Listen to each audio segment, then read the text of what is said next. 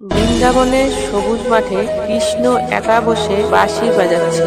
আশেপাশে গোপীরা দুধ দোহাচ্ছেন বা ফুল তুলছেন, কিন্তু সবাই চুপি চুপি কৃষ্ণের দিকেই তাকাচ্ছে। রাধা হঠাৎ এসে দুষ্টুমি হাসি দিয়ে কৃষ্ণের হাত থেকে বাঁশি কেড়ে নেন আর বলেন, আজ আমি বাজাবো, দেখি তো সবাই আমার দিকে তাকায় কিনা।